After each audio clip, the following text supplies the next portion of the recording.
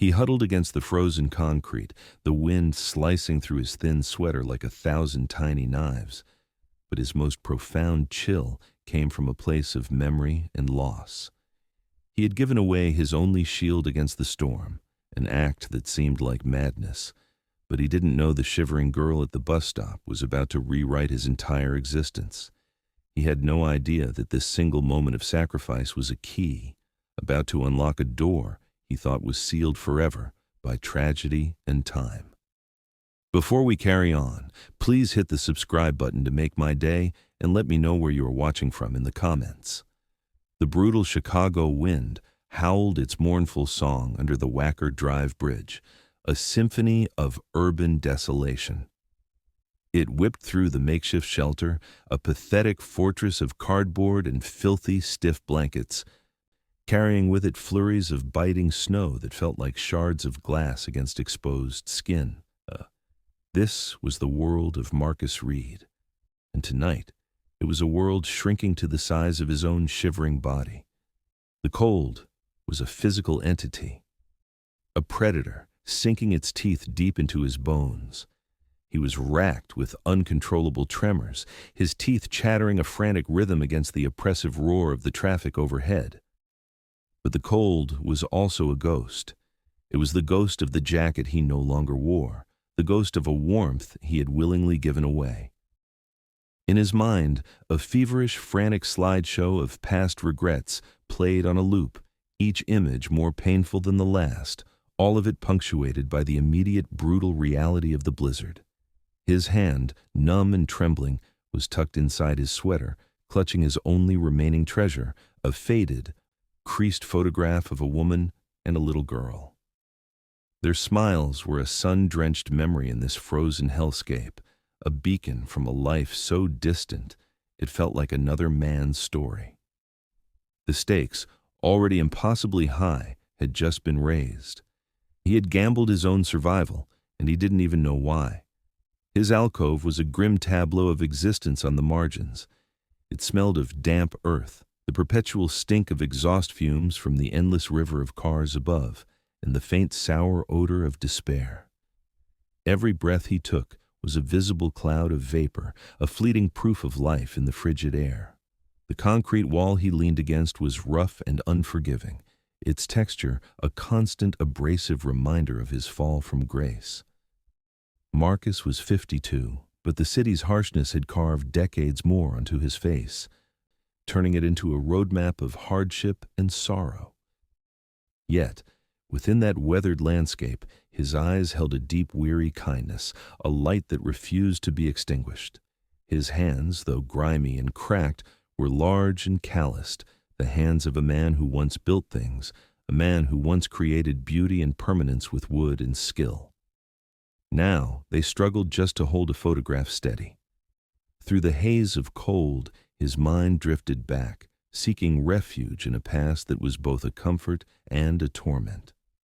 He had been a master carpenter, his name spoken with respect in the workshops and construction sites across Chicago. He had a wife, Sarah, whose laughter was the soundtrack to his life, and a daughter, Maya, whose bright eyes held all the promise of the future.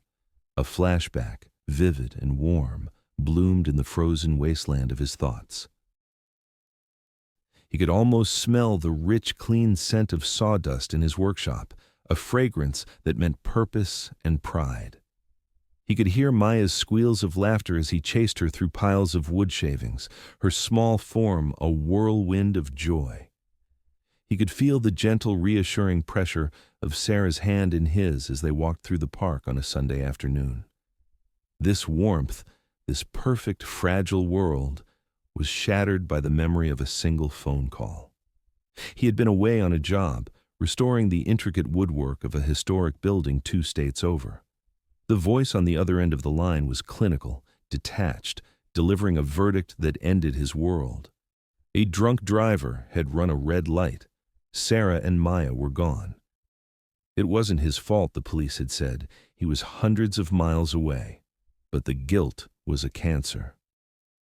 It latched onto his soul, whispering that if he had been there, if he hadn't taken the job, somehow things would have been different. Grief became his only companion, and he courted it with a bottle. The drinking washed away the pain for a few hours at a time, but it also washed away his business, his home, his life. And so he had ended up here, on the streets, a ghost haunted by the life he'd lost. He pulled the photograph out, his finger tracing the face of his daughter. Maya would have been a teenager now, he thought, a fresh wave of pain washing over him. She would have been about the same age as the girl at the bus stop. The thought of her spurred him to move. The gnawing hunger in his belly and the desperate need for the warmth of the St. Vincent soup kitchen were powerful motivators. The journey was a monumental effort, each step a battle against the wind and the ice that coated the sidewalks. He shuffled along, a hunched figure against the blinding curtain of snow. The city lights were distorted, blurry halos in the swirling white, offering no warmth, only a vague, indifferent illumination. And then he saw her. She was standing at a bus stop, a solitary figure on the windswept street. She was about 16, her face pale and drawn. She wore a stylish jacket, the kind of thing a teenager would think was practical, but it was flimsy and utterly inadequate for a Chicago blizzard. She was hugging herself, shivering so violently he could see it from 50 feet away. Her phone, he would later learn, was dead. She'd had a stupid argument with her friends after a movie downtown, a silly, dramatic fight about which boy liked whom. In a fit of stubborn pride, she had stormed off, refusing to wait for the family driver her father would inevitably have sent. She would take the bus, she had declared, a grand statement of independence that now felt like a foolish, dangerous mistake. For Marcus, the world stopped. The howling wind, the biting cold, the ache in his own body, it all faded into a dull background hum. He wasn't just looking at a cold girl. He was looking at the ghost of his Maya. She had the same slight frame, the same way she tucked her chin into her chest to ward off the chill.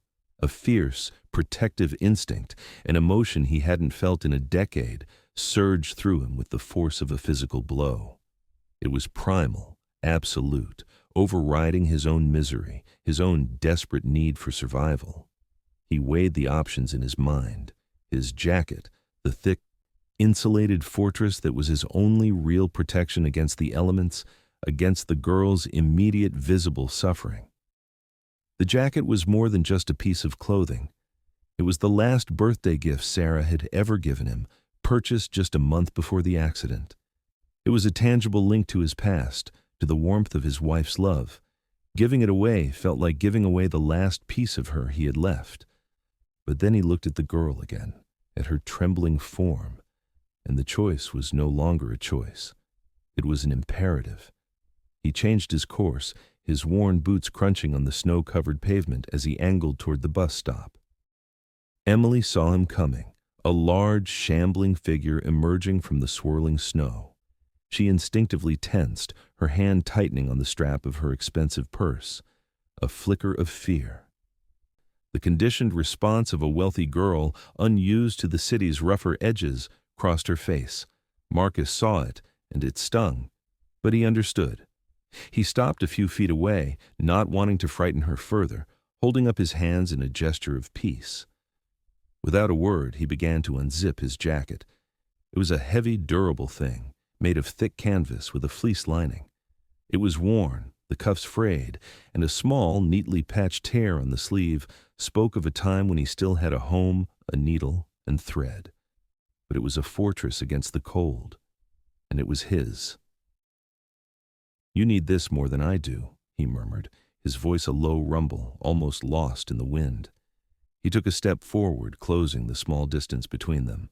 Emily flinched, but he moved with a gentle, deliberate slowness. He draped the heavy jacket over her trembling shoulders. The effect was immediate. The sheer weight of it was a comfort, a tangible shield against the storm, a wave of warmth, carrying the faint, honest scent of wood smoke in the cold night air, enveloped her. It was the smell of a life lived outdoors, a life of hardship, but it felt safe. He didn't wait for a reaction, didn't look for gratitude in her wide, stunned eyes. He simply pulled the thin collar of his sweater up around his neck, turned, and walked away. melting back into the swirling snow from which he had appeared. Emily was stunned into silence. She stood frozen for a moment, the heavy jacket a shocking, profound weight on her shoulders. It was an act of such pure, uncalculated kindness that her mind struggled to process it. He hadn't asked for money. He hadn't even looked her in the eye. He had simply seen a need and filled it, at great cost to himself. Guilt, confusion, and an overwhelming sense of gratitude washed over her in a dizzying wave. She watched the spot where he had vanished, a dark figure swallowed by the white chaos of the storm. The headlights of the approaching bus cut through the snow, their beams illuminating the empty space where her savior had stood. She got on, the warmth of the bus a stark contrast to the biting cold outside. She sank into a seat, clutching the jacket around her like a lifeline, its unfamiliar weight the most reassuring thing she had ever felt. The doors of the opulent Gold Coast apartment building slid open with a silent, deferential hiss. The doorman, a stoic man named Arthur, who had seen presidents and pariahs pass through his lobby, raised a perfectly sculpted eyebrow. Emily Thompson, the daughter of the building's most powerful resident, stumbled in, not with her usual coterie of giggling friends, but alone, looking small and lost. What truly startled Arthur, however, was the garment she wore. It was a man's jacket, bulky, worn, and utterly out of place against the lobby's polished marble and gleaming brass. It looked like something a construction worker might discard, not something to be worn by a girl who had a different Burberry coat for every season. He said nothing, his training overriding his curiosity, but his gaze followed her to the private elevator, a silent question hanging in the air. When the elevator doors opened directly into the Thompson family's penthouse, it was like stepping into another world. The apartment was a testament to minimalist luxury, a sprawling space of glass, steel, and stone that seemed to float above the city. Floor-to-ceiling windows revealed a panoramic, God's-eye view of the blizzard raging over Lake Michigan, the storm's fury rendered silent and beautiful from this height. Expensive, abstract art adorned the walls, and a massive gas fireplace cast a warm, golden glow over everything, making the scene outside seem like a distant, irrelevant dream. This world of curated perfection was shattered by Emily's entrance. Her parents, Richard and Helen Thompson, who had been pacing the length of the living room like caged animals, rushed toward her. Richard, a formidable real estate mogul in his late 50s, was a man accustomed to being in absolute control. His face, usually a mask of sharp, calculating intelligence, was tight with fear. "Emily, where have you been?" His voice was a low growl, the anger born of sheer terror. "We've been calling for an hour. Your phone is off. We were seconds from calling the police." Helen, softer and more outwardly emotional, enveloped Emily in a hug, her hands fluttering over her daughter's face and arms, checking for injury. "Oh, my darling, you're frozen. What happened? Are you all right?" Emily's own voice trembled, not from the cold anymore, but from the lingering shock of the encounter. She let her mother lead her toward the fireplace, the oversized jacket still draped over her shoulders. "I'm okay, Mom. I'm fine." She looked at her father, her eyes welling with tears that were a complex mixture of relief, guilt, and something else, something new. She recounted the story, her words tumbling out in a rush. She told them about the argument, her stubborn pride, the dead phone, and the terrifying biting cold of the bus stop. Then her voice dropped, becoming quiet, awed. "And then this man, he was homeless, I think. He came up to me." Richard's expression hardened. "Did he hurt you? Did he try to—" "No," Emily interrupted, shaking her head vehemently. "No, Dad, that's not it. He didn't say anything. He saw I was cold." She looked down at the jacket, her fingers tracing a frayed cuff. "He gave me his jacket, his only jacket, and he just walked away. He didn't even look at me, Dad. He just saw I was cold." The words hung in the warm, opulent air of the penthouse. Richard Thompson, A man who understood transactions, leverage, and the intricate dance of power and influence better than anyone in Chicago, was rendered utterly speechless. This act, this moment of pure, uncalculated altruism, was a concept so foreign to his daily reality that it felt like a dispatch from another planet. It had no angle, no hidden agenda, no expectation of return. It was a gift, absolute and unconditional. He slowly reached out and took the jacket from Emily's shoulders. He felt its surprising weight, the rough texture of the canvas, and saw the frayed cuffs and the carefully, almost lovingly, stitched patch on the sleeve. It was a garment that told a story of hardship, but also of care. It was a testament to a life he couldn't begin to imagine, and in that moment, holding the jacket, he felt the profound, unsettling weight of a debt he had no idea how to repay. Later that night, Richard stood in his sleek modern home office. The room was his sanctuary, a fortress of quiet control high above the chaotic city. He stared out the massive window at the blizzard, his city, a sprawling kingdom of lights and shadows that he had in many ways conquered. He thought of his daughter sleeping safely in her warm bed down the hall, and then he thought of the anonymous man who was now facing that same storm with one less layer of protection, a layer given to protect a stranger's child. A profound sense of debt, heavy and unfamiliar, settled on him. This wasn't about charity, a concept he usually relegated to a year-end check written by his accountant. This was a matter of honor. It was a scale that had been tipped, and his entire being recoiled at the idea of leaving it unbalanced. He also recognized, with a clarity that surprised him, a crucial lesson for Emily. Her behavior recently had been tinged with an entitlement that had been grating on him, a casual disregard for the immense privilege that insulated her from the world. This man, this ghost from the storm, had taught her more about character. In a single, silent gesture than a lifetime of private schools and lectures from her father ever could. Richard's mind drifted further back, to a past he had deliberately and systematically distanced himself from. He remembered his own childhood in a working-class neighborhood on the South Side, the biting winters, the single worn coat his own father wore for a decade. He remembered the smell of coal dust and the constant gnawing anxiety of not having enough. He had built an empire to escape that memory, to build a wall of wealth so high that the cold could never reach his family again. Yet, tonight, a man with nothing had breached that wall with a simple act of kindness. He turned from the window, his decision made. He picked up his phone and dialed a number from memory. It was answered on the first ring. "David," Richard said, his voice crisp and authoritative. "Sir," came the calm, professional reply. David was his trusted head of security, a former police detective with a quiet competence that Richard valued above all else. "I have a priority task for you," Richard continued, his tone leaving no room for questions. "It's not our usual business. I need you to find someone. We have no name, no photo of his face. He's a black man, probably in his early 50s, homeless. He was near the Wacker Drive underpass tonight. He gave my daughter his jacket in the storm." Richard paused, looking down at the worn garment he had brought into his office, now lying on a pristine $1,000 chair. "Find him. Use whatever resources you need, but be discreet and respectful. This man is not a suspect. He's a hero."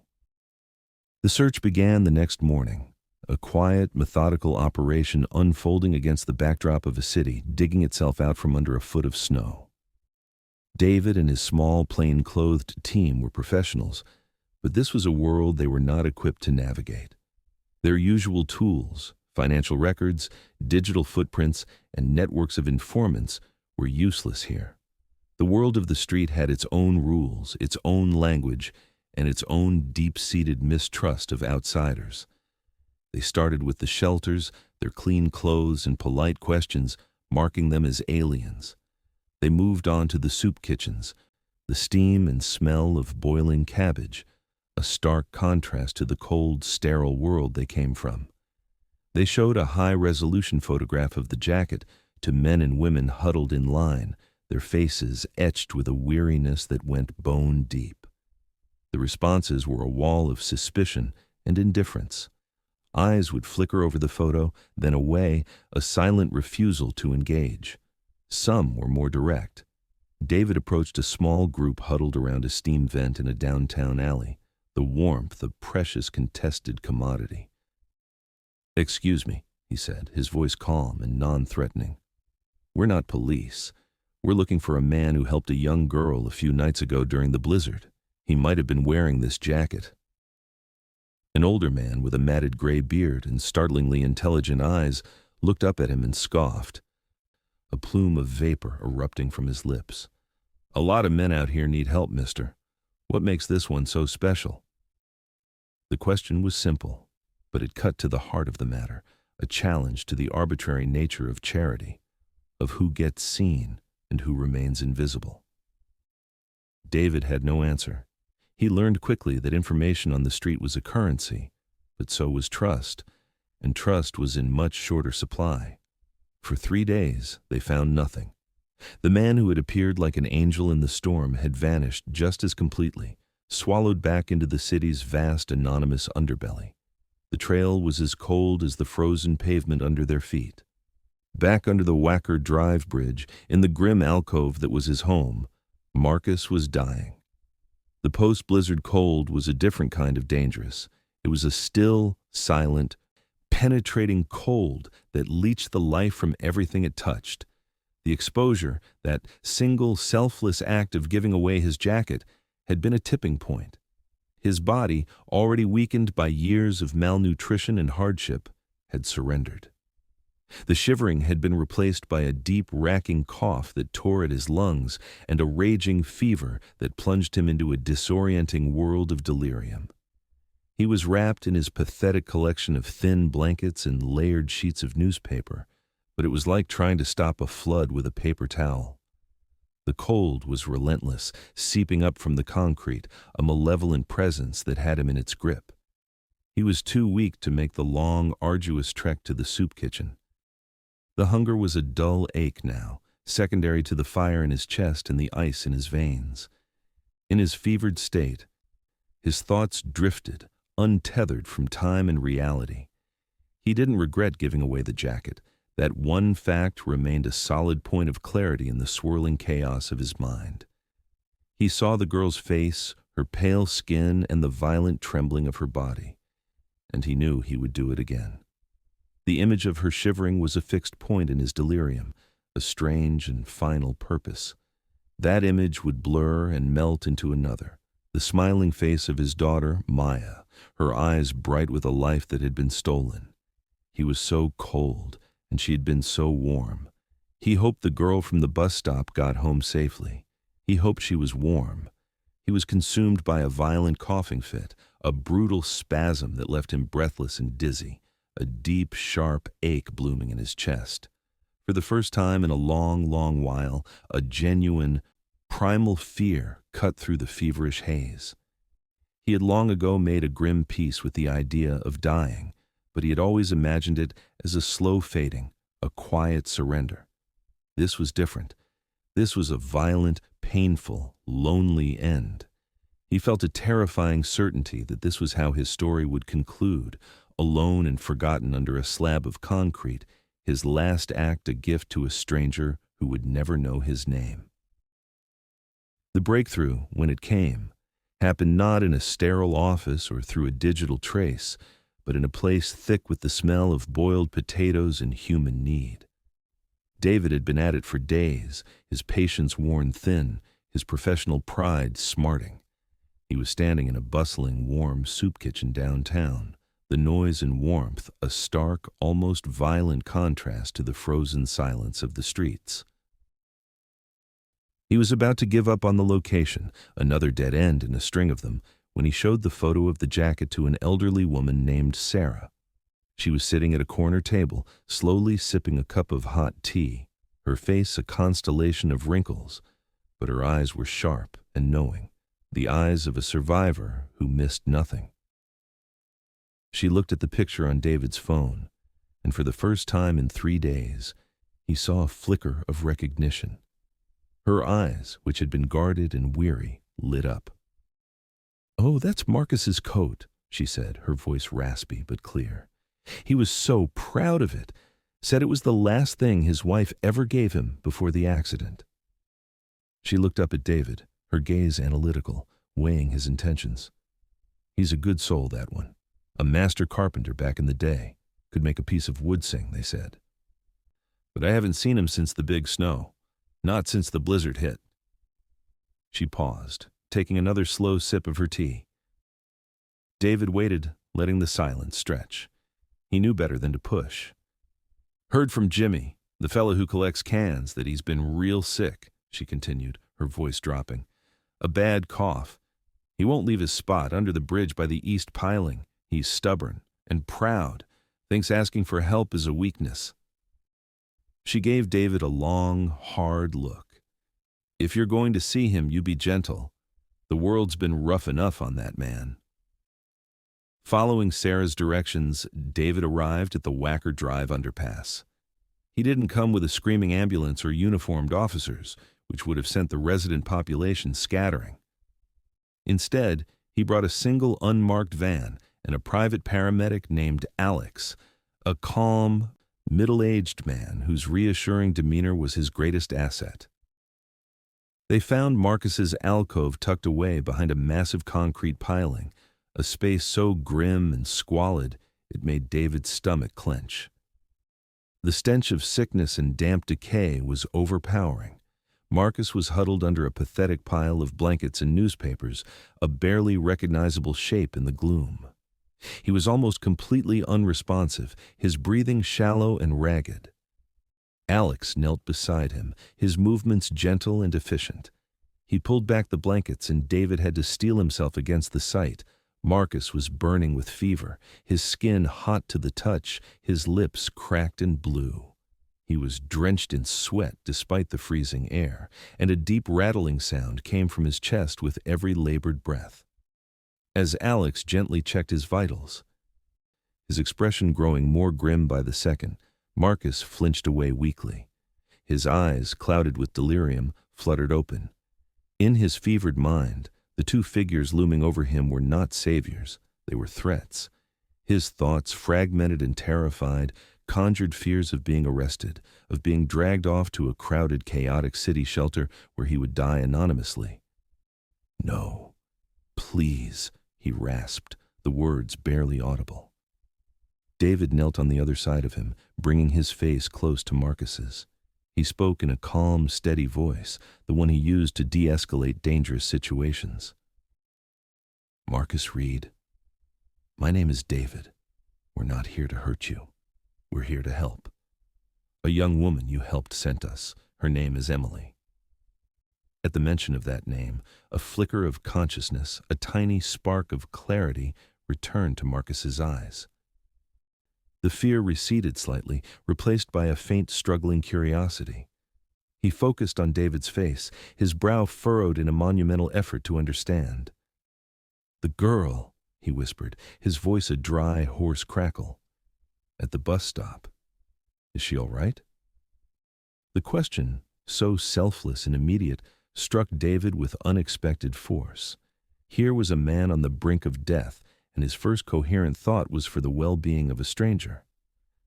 "She's perfectly fine, Marcus," David said, his voice softening with a respect he hadn't anticipated feeling. "She's warm, and she's safe, thanks to you. Now, let us help you. Her father sent us." Marcus's eyes drifted closed, the effort of speaking having exhausted his meager reserves of strength. He didn't resist as Alex expertly slid a needle into his arm, administering a sedative and antibiotics. He didn't protest as they gently lifted his limp body onto a stretcher and carried him out of the frozen darkness into the waiting warmth of the van. His last sensation was not of the cold concrete, but of a soft blanket being tucked around him as the doors slid shut, sealing him off from the only world he had known for a decade. Consciousness returned not as a sudden jolt, but as a slow, gentle tide. The first thing Marcus registered was softness. an impossible decadent softness beneath him and on top of him. He was lying on sheets so smooth they felt like cool water against his skin, and the weight on top of him was not the familiar, oppressive weight of damp blankets, but the light, comforting pressure of a thick, downy comforter. The next sensation was the air itself. It was warm and still, carrying a faint, clean scent, something antiseptic but not unpleasant.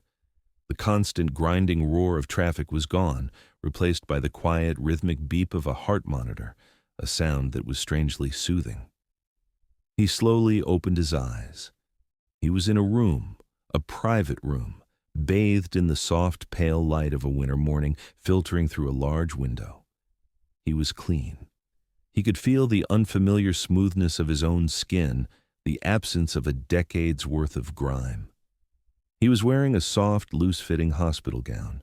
A kind-faced doctor with gray hair and gentle eyes was standing at the foot of the bed, making notes on a chart. Marcus was utterly and completely disoriented. The sensory input was overwhelming. The quiet, the warmth, the cleanliness, the absence of the biting wind and the gnawing ache of hunger, it was all too much. He was certain this was a vivid dream, a final, elaborate kindness his mind was affording him before the end. This must be what it felt like to die, he thought, a slow, peaceful drift into a warm, comfortable illusion. He closed his eyes, expecting, even wanting, to wake up back on the cold concrete, back in a reality he understood. When he opened them again, the room was still there. The beeping was still steady. A nurse with a warm smile was adjusting the IV drip attached to his arm. "Welcome back, Mr. Reed," she said softly. "You gave us quite a scare. You're at Northwestern Memorial. You've been here for 2 days. You have a nasty case of pneumonia, but you're responding well to the antibiotics." The reality of it, the sheer undeniable fact of the soft bed and the warm room and the nurse's kind voice, began to sink in. It didn't bring relief, not yet. It brought a deep, profound, and unnerving confusion. This wasn't a dream, but it couldn't be real. Nothing in his life had prepared him for this. Kindness on this scale was a foreign language, and he felt a rising panic, the fear of a debt he could never comprehend, let alone repay. He had been in the hospital for a week, drifting in a strange limbo of sleep, medication, and quiet observation when the man in the Italian suit arrived. Marcus was sitting up in bed, strong enough now to eat solid food and read the newspaper the nurse brought him each morning.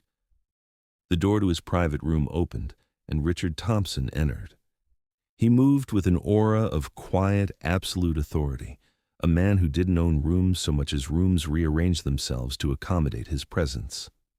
He was dressed in a perfectly tailored charcoal gray suit that probably cost more than Marcus had seen in a decade. The contrast between the two men was staggering, a chasm of wealth and experience that felt a mile wide. Richard was the world of penthouses and power lunches. Marcus was the world of concrete and cold. Richard pulled a visitor's chair to the bedside, his movements precise and economical, wasting no energy. He sat down, his posture impeccable. "Mr. Reed," he began, his voice a calm, resonant baritone. "I'm Richard Thompson. My daughter is Emily." Marcus, intimidated and completely unsure of what to say or do, simply nodded. He clutched the thin hospital blanket, a pathetic shield against the sheer power radiating from the man in front of him. "I'm not a man who likes to be in debt," Richard continued, getting straight to the point. His gaze was direct, analytical, but not unkind. "You didn't just save my daughter from a night in the cold, from frostbite or worse. You taught her a lesson about character, about humanity that I never could. You showed her what it means to give without any expectation of reward." He paused, letting the words settle. "That's a debt I intend to repay." Marcus found his voice, though it was weak and raspy. "I didn't do it for a reward," he said, looking down at his hands, which were clean for the first time in years. She reminded me of someone." "I know," Richard said, and the two words sent a jolt through Marcus. I had my team look into your background. I know about your wife, Sarah, and your daughter, Maya. I'm sorry for your loss." The mention of their names from this stranger's lips felt like both a violation and a strange comfort. "I also know you were one of the best artisan carpenters in this city. Your restoration work on the old library building back in the 1990s is still magnificent. I saw it myself last year." Richard leaned forward slightly, his intensity increasing. "The doctors say you'll be here for another week or so. The pneumonia was severe. When you get out, I have a proposition for you." He held up a hand to forestall any protest. "It's not charity, Mr. Reed. It's a job offer. Your skills, the skills you had before your life took a different path, are an asset. An asset I want to invest in." Weeks later, the city had thawed, but Marcus felt as though he were still frozen in a state of disbelief. He stood before a skyscraper that pierced the clouds, a monument of glass and steel that seemed to scrape the heavens. Dressed in simple, clean clothes, a soft wool sweater and dark trousers provided by David, he felt like an imposter, a ghost from another world haunting this palace of wealth. He rode a silent, lightning-fast elevator to the top floor, his ears popping as he ascended into a realm he had only ever seen from below. Richard Thompson's office was less a room and more territory. The view of the city, sprawling and magnificent, was breathtaking, a living map of the world Richard commanded.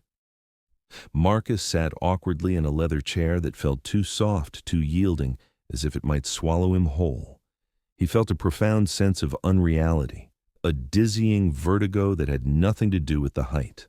Richard, seated behind a desk so large and empty it looked like a slab of polished obsidian, got straight to the point. His eyes, sharp and discerning, missed nothing. "We've just acquired the old Grand Majestic Theater," he said, his voice echoing slightly in the vast, quiet space. "It's a historic landmark, been decaying for 30 years, a jewel box left to rot. I'm restoring it, not just as a business venture, but as a gift back to the city." He gestured toward a set of architectural plans rolled out on a nearby table. "I need a foreman for the project, someone who understands classical woodworking, not just drywall and steel frames. Someone who knows the difference between oak and ash by its scent. More than that, I need an artist to handle the detailed restoration of the intricate carvings and paneling himself. The job comes with a 2-bedroom apartment downtown, fully furnished, and a salary of $100,000 a year." Marcus's mouth went dry. The number was so astronomical, so divorced from his reality of counting loose change for a cup of coffee, that it barely registered as a real sum of money. He felt a wave of panic, a desperate urge to run, to retreat to the familiar misery of his underpass world. Richard looked at him intently, his gaze unwavering. "I'm not giving you a handout, Marcus. I'm making a strategic hire. My team found the archives, your portfolio, the work you did before. It speaks for itself. The question is, can you still do the work? Can you still be that man?" Marcus looked down at his hands. They were clean now, the tremors from years of alcohol abuse and malnutrition gone, replaced by a steady strength he was only just rediscovering. The calluses were softer, but the memory of the tools was etched into his palms, into the very structure of his bones. He flexed them slowly, imagining the familiar weight of a chisel, the satisfying scrape of a plane against a piece of stubborn mahogany. "It's been a long time since I held a chisel," Marcus said, his voice low but steady, surprising himself with its firmness. "But the wood. I remember the wood. Yes, I can do it." A flicker of something, perhaps respect, crossed Richard's face. The deal was sealed not with a handshake, but with a simple, terrifying affirmation. David gave Marcus the keys later that day. The apartment was beautiful, a sleek, modern space with polished hardwood floors, stainless steel appliances, and brand-new furniture still smelling faintly of the factory. It was a picture from a magazine, a life packaged and presented for a stranger. Marcus walked through the rooms alone, his footsteps echoing in the silence. He touched the smooth, cold granite of the kitchen countertop, ran his hand over the unused fabric of the sofa. It was a cage of kindness, a beautiful, sterile prison that suffocated him with a sense of unworthiness. The silence was the loudest thing in the room, a screaming testament to a life he didn't feel he had earned, a life that belonged to someone else. He stood in the center of the living room, surrounded by this instant, impersonal home, and felt more lost and alone than he ever had under the bridge. There, at least, his misery had been his own. This felt like a costume, and he was terrified that at any moment someone would walk in and tell him the play was over. The next day, he visited the job site. The Grand Majestic Theater was a cavernous, dusty cathedral of decay. As he stepped through the boarded-up entrance, the air shifted. It was thick with the smell of dust, of decaying velvet from the ripped-out seats, and, underneath it all, the rich, complex perfume of old wood. He breathed it in, and it was like a key turning in a lock deep inside him. He ran his hand over a section of a damaged mahogany balustrade on the grand staircase, its surface rough and splintered. He could feel the ghost of its former glory, the elegant curve, the deep, rich grain hidden beneath layers of grime. The apartment was a place he was supposed to live, but the theater, this glorious, wounded wreck, this felt like a homecoming. The scent of aged wood, the sight of the soaring proscenium arch and the ghostly faded murals on the ceiling, it all sparked a flicker of his old self, the master carpenter, the creator. The muscle memory was there, humming in his hands, a phantom limb aching to hold a tool again. But with that flicker of excitement came a crushing wave of anxiety. He looked at the scale of the decay, the sheer amount of work to be done. Can I lead a team of men? Can I command their respect? Can I live up to this monumental, impossible expectation? The weight of this second chance felt heavier, more terrifying than any winter storm he had ever endured. Weeks turned into a month. The theater, once silent and entombed, was now a hive of activity, filled with the sounds of hammers, saws, and the shouts of men. Marcus moved through the chaos with a growing sense of purpose. He had been hesitant at first, his voice quiet when giving orders, but his knowledge was undeniable. The crew, a rough-and-tumble collection of carpenters and laborers, quickly saw that he knew the soul of the building. He spoke of wood not as a material, but as a living thing with a history and a will of its own. He earned their respect not with authority, but with expertise. One crisp afternoon, as he was carefully examining a section of damaged plasterwork, a familiar voice cut through the noise. "I brought coffee." Emily Thompson stood there, holding a cardboard tray with 2 steaming cups. She was no longer the entitled, frightened girl from the bus stop. There was a new maturity in her eyes, a quiet confidence. In her other hand, she held a folded garment, his old jacket. It had been professionally cleaned, the colors richer than he remembered, and the torn sleeve had been so perfectly mended that the seam was almost invisible. "I wanted to thank you again," she said, her voice soft but clear. "And I thought you should have this back."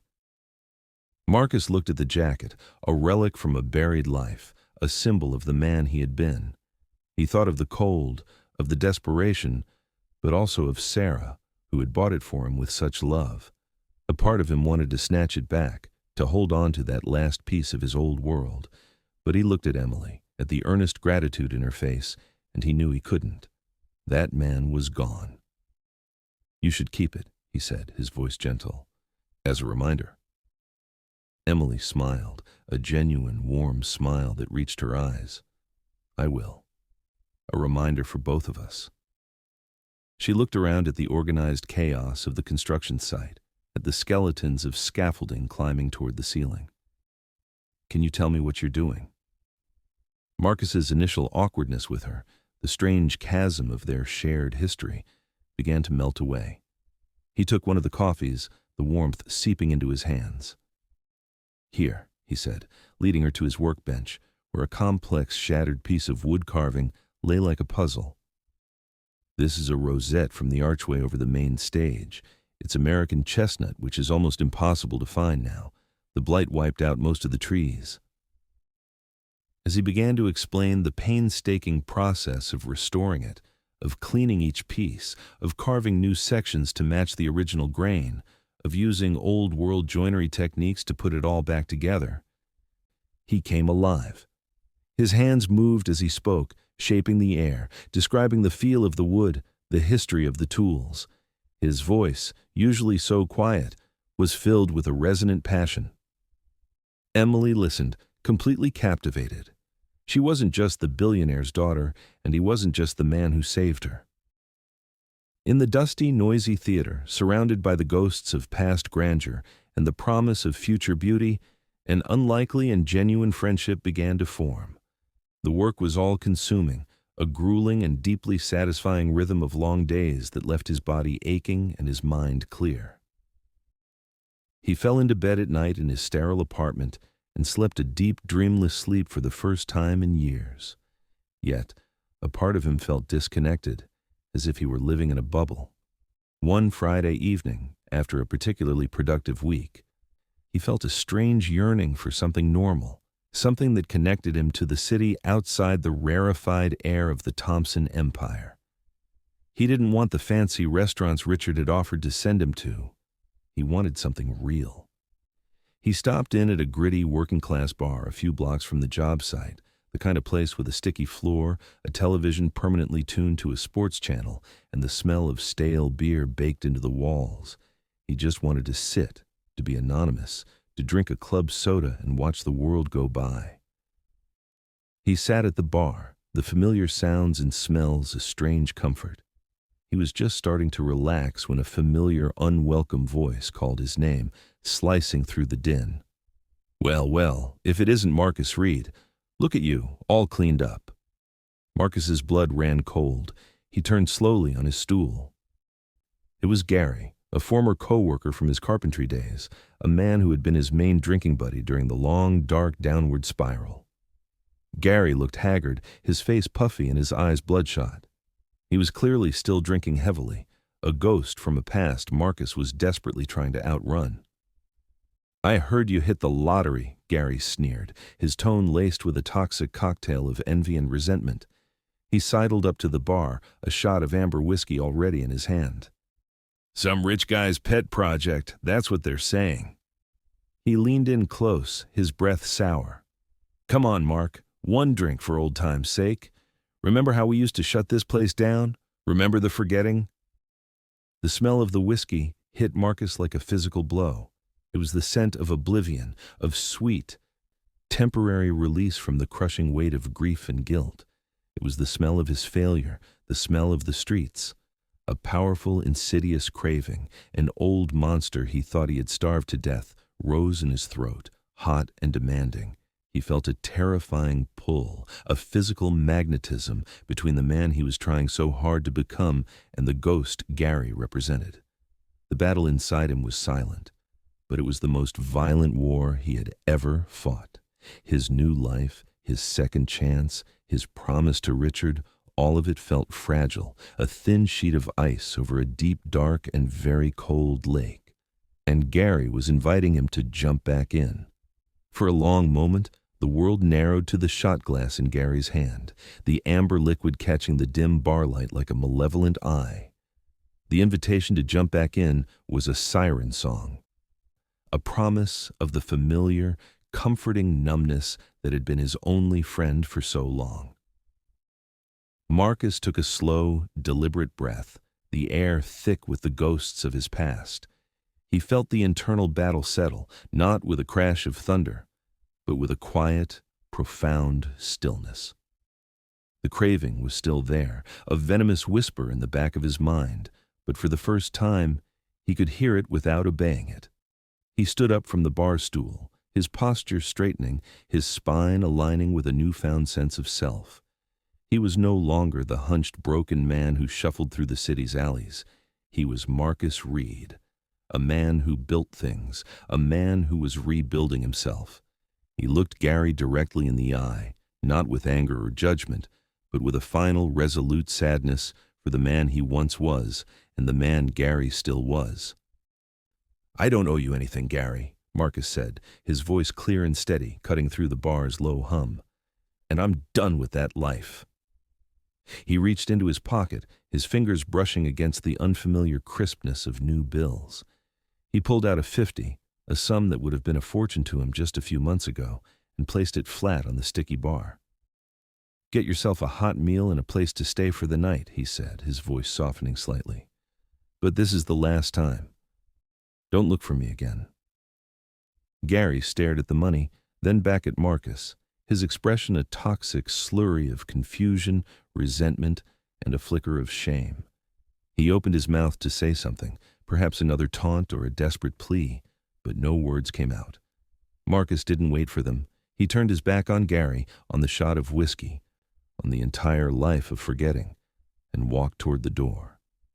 He stepped out of the bar's stale, recycled air and into the cool, clean night. The city air, once his enemy, now felt like a baptism, washing away the grime of the encounter. He looked up at the sliver of moon visible between the tall buildings, a distant, silent witness. The victory was quiet, intensely personal, and more significant than any restored theater or six-figure salary. He wasn't running from his past anymore. He had finally, decisively, walked past it. The grand reopening of the Grand Majestic Theater was the most talked about event of the Chicago social season. It was a glittering black tie affair, a river of diamonds and designer gowns flowing into the resurrected palace of art. The theater, once a decaying ghost, was now breathtakingly alive. The grand lobby, which Marcus had last seen as a ruin of peeling paint and shattered plaster, was now a symphony of polished marble, gleaming brass, and deep lustrous mahogany. The restored woodwork, Marcus's woodwork, gleamed with a warm, rich fire under the light of the grand crystal chandeliers that he himself had helped hoist back into place. The air, once thick with the dust of decades, now hummed with excited chatter and the scent of expensive perfume. The space didn't just feel restored, it felt reborn. Marcus, looking sharp and dignified in a perfectly tailored dark suit that Richard had insisted upon, stood near the back of the main hall. He watched as the city's elite, the bankers, the politicians, the philanthropists, marveled at the craftsmanship.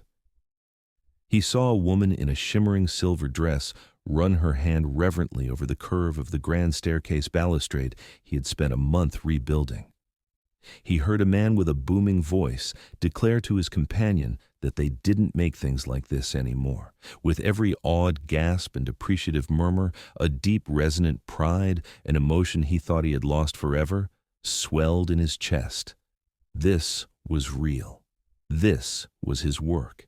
He had done this. Richard Thompson, looking every bit the king in his domain, found him there. A rare, genuine smile graced his usually severe features. "You didn't just restore a building, Marcus," Richard said, his voice low but filled with an unfamiliar warmth. He placed a firm, heavy hand on Marcus's shoulder. "You gave it back its soul." He gestured to the magnificent hall, to the people filling it with life and laughter. "Look at this. This is your work. This is your legacy." Just then, Emily joined them, her eyes shining with an excitement that was infectious. She looked stunning in a deep blue gown that matched the restored velvet of the theater's seats. "It's more beautiful than I ever imagined, Marcus," she said, her voice filled with genuine awe. "Thank you." She stood between her father and Marcus, a living bridge between two worlds that had collided on a snowy night. In that moment, they were not a billionaire, a daughter, and a former homeless man. They were three people bound by an extraordinary circumstance, by a single act of kindness that had rippled outward, transforming them all. Marcus looked from Emily's bright, hopeful face to Richard's proud, respectful gaze, and he felt the last, stubborn remnants of his unworthiness finally fall away. He belonged here, not because of the suit or the setting, but because of the work of his hands and the quiet strength he had rediscovered within himself. A few days later, Richard called Marcus into his office. The atmosphere was different now.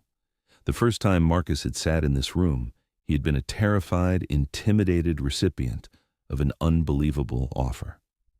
Now, he walked in as a colleague, a man who had delivered on a promise. The vast space felt less like a throne room and more like a place of business between equals. Richard was standing by the window, looking out at his city. He turned as Marcus entered, a thoughtful expression on his face. "The board was more than impressed, Marcus," he said, walking toward his desk. "They were inspired. Your work on the theater, your story, it's had an effect I didn't anticipate." He gestured for Marcus to sit, then slid a thick leather-bound folder across the polished obsidian desk. The folder had a title embossed in gold leaf. Marcus read the words, and his breath caught in his throat. It said, "The Thompson Reed Initiative." Richard opened the folder, revealing a detailed proposal filled with charts, budgets, and mission statements. "We're launching a new philanthropic branch of the company," he explained, his voice filled with a quiet passion Marcus had never heard from him before. "It's a foundation dedicated to providing housing and skilled trade apprenticeships for the city's homeless. We'll build workshops, state-of-the-art facilities. We'll provide tools, training, counseling, and a clear path back to a dignified life. I've spoken with the board and secured an initial endowment of $2 million to get it started." He looked up from the folder, his gaze locking with Marcus's. "I want you to run it," he said, his voice leaving no room for argument. "You'll be the executive director. You're not just the inspiration for this, Marcus. You're the key to making it work. You know what these people need. You know the pitfalls. You know the despair. And you are living, breathing proof that a second chance isn't just a nice idea, it's a sound investment." Marcus was stunned into absolute silence. He stared at his name, Reed, linked with Thompson's on the cover of the proposal. This was beyond a job, beyond a second chance at his own life. This was a purpose. This was the chance to be the person who offers the jacket over and over and over again. He thought of the man he was, freezing and hopeless under the bridge, and he realized that Richard was offering him the chance to build a bridge for others, a bridge out of the darkness. He could be the one to see the invisible, to offer warmth not just from a coat, but from a real, tangible opportunity. He finally looked up at Richard, his eyes glistening with unshed tears. He tried to speak, but his voice was thick with an emotion so powerful it choked him. He simply nodded, a single, profound gesture of acceptance. A new chapter, one he could never have dared to imagine, was about to begin. 1 year later, a familiar Chicago snow was falling, the flakes fat and silent, blanketing the city in a fresh layer of white. But this year, the snow was not a threat. From the window of his office, it was beautiful. Marcus, now 53, watched it fall, a quiet confidence in his posture that had been forged in a year of hard, meaningful work. He was standing in the first Thompson Reed Initiative facility, a brand new building on the west side that was a combination of a warm, clean shelter and a state-of-the-art workshop. The air hummed with the sound of machinery from the wood and metal shops, a sound of purpose and creation. The dining hall was filled with the smell of a hot, hearty meal and the sound of conversation, of men and women rediscovering their voices. Marcus moved through the space, no longer an employee, but a mentor and a leader. He knew every person here by name, knew their stories, their struggles, and their hopes. He stopped to check on the evening meal, sharing a word with the kitchen staff. He walked through the common area, talking with the men and women in the program, offering encouragement, advice, and a listening ear. As he neared the entrance, he saw a new arrival. He was a young man, no older than 20, huddled by the door. He had just come in off the street, his face pale with cold and fear, shivering in a thin, ragged hoodie utterly inadequate for the weather. He looked lost, invisible, just as Marcus had once been. A faint, knowing smile touched Marcus's lips. The past was not a ghost to be feared, but a teacher to be honored. He walked to a large supply closet near the entrance, a closet filled with rows of new, warm winter jackets, all purchased by the foundation. He took one down, a dark blue one, thick and well insulated. He walked over to the young man, who flinched as he approached, his eyes wide with the familiar fear of the street. Marcus stopped a few feet away, just as he had with Emily. He held the jacket out. "Welcome," he said, his voice a calm, gentle rumble. "You're safe now." He stepped forward and gently draped the heavy jacket over the young man's trembling shoulders. The boy looked down at the jacket, then up at Marcus, his eyes filling with a startled, overwhelming gratitude. "We'll get you a hot meal," Marcus continued softly. "Things are going to get better." Marcus watched as a staff member guided the young man toward the warmth and light of the dining hall.